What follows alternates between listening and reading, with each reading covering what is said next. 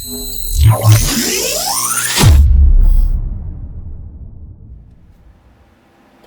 everybody, it's Ethan from Zimmer Labs, and this is just a quick update video on Christopher's Crossguard. I finished this up a couple weeks ago, and Christopher watched the video and got back to me. He said he loved it, but I had forgotten to do accent lighting in the pommel. So I realized that I had in fact forgotten to do that, so I went back and luckily was able to open everything up, gain access to the Profi board enough that I could wire everything in without having to do a full rebuild or anything like that, which is one of the things that is tough about this saber. Because of the chassis design and the hilt design, it's not a removable chassis setup, and so updates and upgrades and modifications can be challenging because as you can see, there's no access to anything, which is the main reason why I put this external USB port in here, so that reprogramming would be something that you can do really simply without having to take anything apart. But I was able to get the chassis to slide down, unscrew the pommel, and remove this bottom section enough that I could feed wires and wire everything in.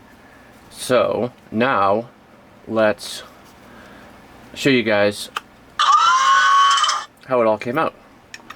So what I did was put 2015 pixel strips, 3 strips of 5 on every other face of the pommel cube down here, which is the same way I did it in the first iteration of this design. With that one I used 35 pixels, so there were only 3 strips of 3.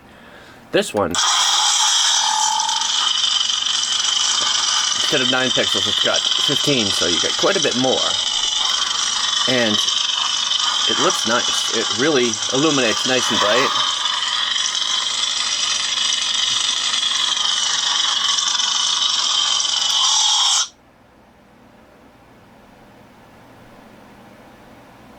And the way I have it programmed is, for the first blade, when the blade is off, the pixels are off.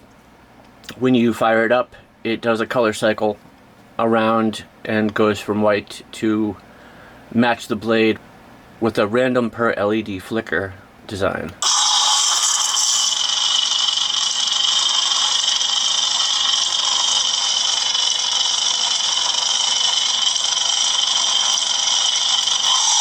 And then it spins back down, it ramps back down through white to off. The reason I did it that way is because I wanted it to be off when the blade was off to not drain the battery, at least on the very first blade. On the second blade, you'll see the pixels come to life even when the blade's off. They do a constant white rotation down here using a color cycle, which again ramps up to match whatever the blade is, which in this case is a fire blade.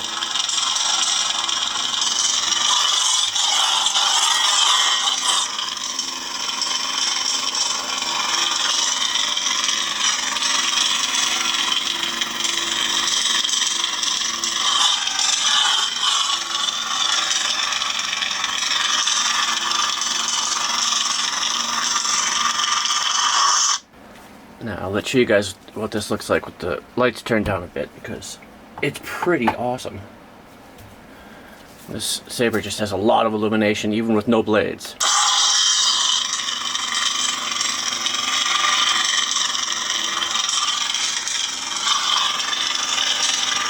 Between the 3 emitters, the malfunctioning electronics up here, and the accents in the pommel here, this thing is really nicely illuminated even without blades. And that pommel is crazy bright, as you can see.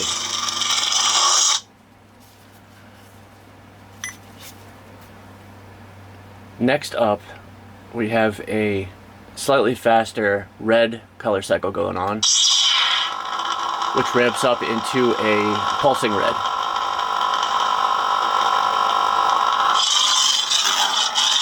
So when the blade's on, you just get this pulsing red pommel down here in the bottom, which looks awesome.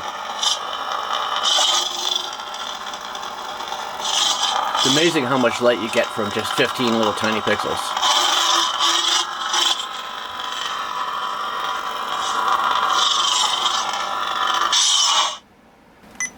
Next we've got white color cycle, which ramps up to a pulsing red.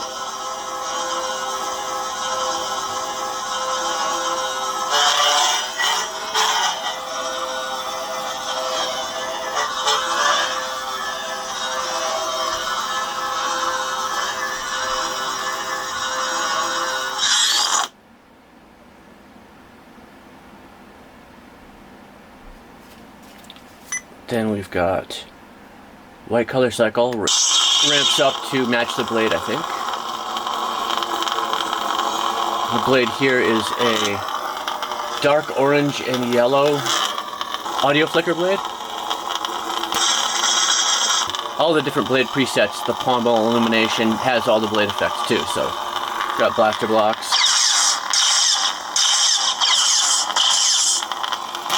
flashes, blade lockup,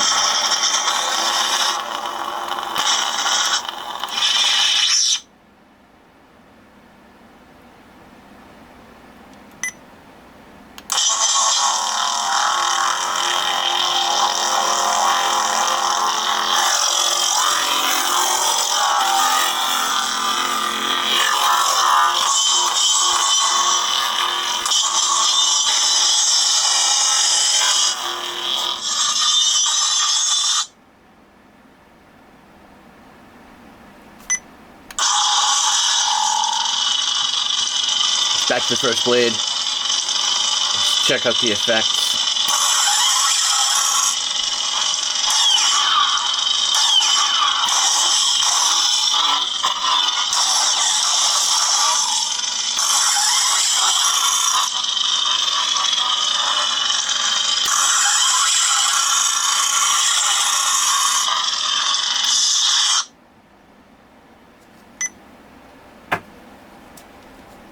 And so that is about that. The other thing to show you guys is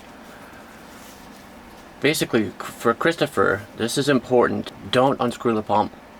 It's not glued on or anything, so it is capable of being unscrewed, but if you do, what's going to happen is those wires are going to get twisted up and ripped right off, because the only way to feed the pixels, the power, the ground, and the data, they have to have wiring coming in, and the Profi board's hiding right around here inside, and then there's a speaker right around here, so they have to go past the speaker and then out into this open area and into the pixels. So I wired it so there's 3 very, very tiny wires, which, as you can see, are almost invisible.